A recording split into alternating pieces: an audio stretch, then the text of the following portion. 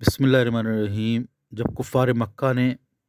ان دو مسلمانوں کو جو ان کے قبضے میں آ گئے تھے اور ان کو شدید تکلیف دے کر کے شہید کیا، تو جو دوسرے مسلمان جن کو صلیب پر چڑھا دیا گیا تھا،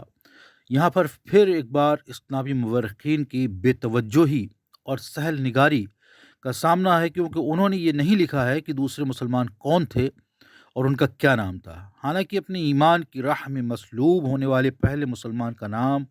جاننا ضروری ہے، اور تاریخی نقطہ نظر سے ہمیں یہ ضرور سمجھنا چاہیے کہ کتنی اہم بات یہ ہے کہ ان کا نام نہیں معلوم۔ بہرحال اس گمنام مسلمان کے مصلوب ہونے کی تفصیل یہ ہے کہ پہلے صلیب کو زمین پر بچھایا گیا اور پھر اس پر اللہ اور رسول کے اس نام لیوا کو پیٹھ کے بل لٹا کر اس کے دونوں ہاتھوں کو لمبی لمبی کیلوں سے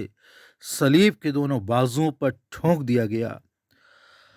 لیکن شدید درد کے باوجود اس با ایمان انسان کی زبان پر صرف یہی کلمے جاری تھے: لا الہ الا اللہ، لا الہ الا اللہ، لا الہ الا اللہ، محمد رسول اللہ صلی اللہ علیہ وسلم۔ جب دونوں ہاتھ صلیب پر ٹھونک دیے گئے اور دونوں پیروں کو آپس میں لپیٹ کر ایک موٹی لمبی کیل کے ذریعے صلیب کے قائمے پر ٹھونک دیا گیا، پھر صلیب کو کھڑا کیا گیا،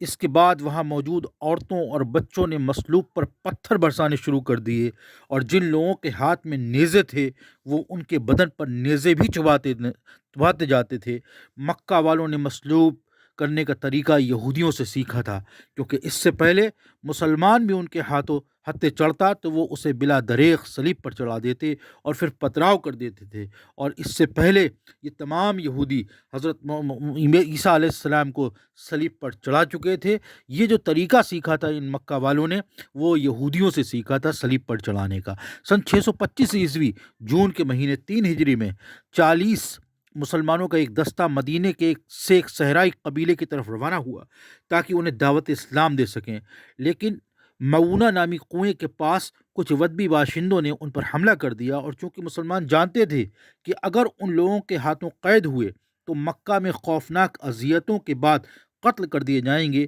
لہٰذا انہوں نے آخری دم تک مزاحمت کی اور سب کے سب اللہ کی راہ میں شہید ہو گئے، لیکن صحرائی لٹوروں کے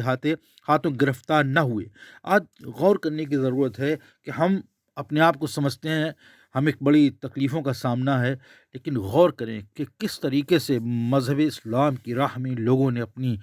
جانوں کے نذرانے اللہ تبارک و تعالیٰ کی بارگاہ میں پیش کیے ہیں۔ اللہ تبارک و تعالیٰ ہمیں ہمارے ان بزرگوں سے مذہب اسلام کی محبت اپنے اندر ڈھالنے کی توفیق عطا فرمائے۔